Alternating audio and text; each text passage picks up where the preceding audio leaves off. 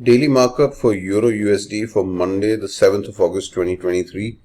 This is the daily chart. We are obviously bullish. In fact, let's do one thing. Let's start with the weekly chart. So if you look at the weekly chart, you can see that we are in a bearish trend, and we can see that the pullback has happened. And the point is the pullback over, yes or no? That's what we're trying to look at.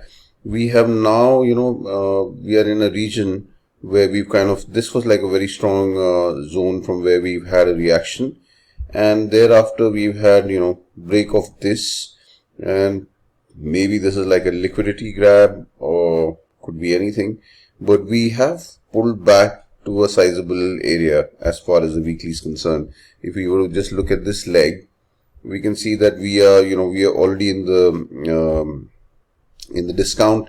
This is the 50% and this is the 61.8 fib level, and we've kind of pulled up over here. We also have some kind of a zone here. That's the daily zone. Let me just remove the daily chart. So we can see that this is actually where we were. If we were to look at the weekly, this is a strong zone, a supply zone, which has led to, we had a bit of a reaction from it over here. Then we had some more orders perhaps, and then another reaction here. And after that, actually, this reaction has failed and we've taken this out. Now, whether this is just to grab some liquidity above this, we can't really say. But if the weekly was to turn bearish, this is the minimum that we would like to see, being taken out, and then we can say that this is turned bearish. Otherwise, there's really nothing. If you just look at the order flow, so these are all this all looks like a very, very bullish order flow, and we'll continue to follow it till it remains bullish. But otherwise, if you look at the weekly, to me, this is, the weekly is bearish. This was the break of structure here. After this, we expect a pullback. The pullback has already happened. We are in the premium, and it's okay to look for shorts now if we will to look at the weekly chart. So anyway, that's the weekly. Moving on to the daily chart. The daily chart is a little, the daily chart is bullish. We've had a break of structure, and we've,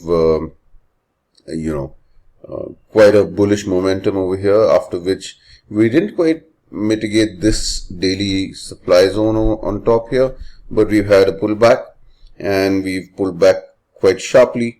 We are in, I think, in the discount of this leg. If we really look at it, yes, we've already kind of pulled back into this. And is the daily pullback over? We don't know for sure. For me, this is probably the supply zone that needs to fail to say that, okay, the daily has turned bullish, and we can then expect, so perhaps, we go up like this and kind of react, and then we can say that, okay, now we are bullish. But as of now, there's really nothing. Or we could even, we have this very high probable daily demand zone here at the bottom. And why do I say it's high probable? Why is that like a high probable zone? Because if you really look at it, it's, it's swept liquidity. This is what led to break of structure, a sizable break of structure, which is the swing structure. So definitely a high probability zone. So price could probably pull back into this and then, go forward, or price could actually just keep going down from here, as we saw that on the weekly we are already in the premium, and we can expect the pullback to be over. So right now we can't really say, both the bearish and the bullish scenarios are possible. And we just kind of see how price plays out, and then respond accordingly.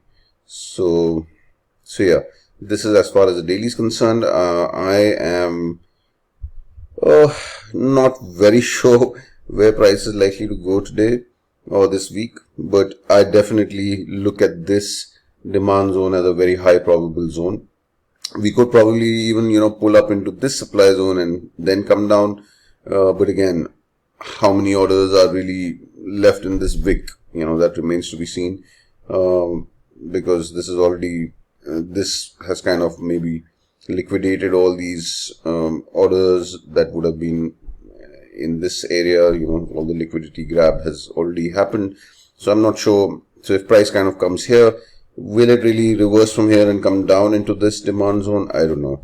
Maybe it will just kind of pull up, but we never know. All we can do is, respond to how the market plays out. Moving on to the H4. This is what the H4 looks like. Obviously we bearish. This was a bearish break of structure, a pullback, then we've again had a break of structure, and we are now pulling back. Now, if we really look at this leg, we are already in the premium of this leg, so we could favor shots from here. But you also need to look at the momentum. If you look at these two extremely bullish candles, so we've really pulled up with a lot of momentum. So are we really going to come back and take this swing low out, or are we going to take this swing high out? So that remains to be seen. If we just follow structure and keep looking at structure until it really breaks and proves us otherwise. So the bias is definitely going to be that the H4 is bearish. We've already pulled back. This is probably the extreme, and we can now expect this to be the weak swing low and price to actually take it out and come into this daily and the nested H4 within it. So just keeping it absolutely simple. Moving on to the M15. The M15 is bullish, as you can see. So we have the H4 that's bearish, we have the M15 that's bullish, and we can say it's bullish to facilitate the H4 pullback phase, and that seems to be over now, and we are now in the M15 pullback. So if I was to just put these nice little circles over here, so this is my, as far as the M15 is concerned, this is the weak swing high. Why? Because the M15 is bullish, so we expect price to come down into some kind of demand and then go up. However, we must also bear in mind that this is the strong H4 swing high, and we would expect this, which is also the H4 swing low and the M15 swing low, to be the weak swing low, and we expect this price to now perhaps just kind of maybe do this and take this particular swing low out. So that's the expectation. So coming into London, my bias is obviously to look for shorts. Do we have any zones that we can look at? Perhaps if we were to just follow this order flow, so we've had, this is the IBOS. What led to the IBOS? Maybe this zone on top. So after which we kind of pulled into this, then we come down, and this particular M15 zone gets mitigated here. So after that, what is the next clean zone that we have? This is the one that we're looking at. So I will probably look at this entire range from here to here and say that, okay, this is my next zone that I'm looking at for price to kind of pull into and then continue downwards. Of course, these are probably equal highs, and we might expect price to do a bit of a grab of liquidity and then kind of go down, but all this remains to be seen. We'll respond to whatever price does. May the markets be with us all.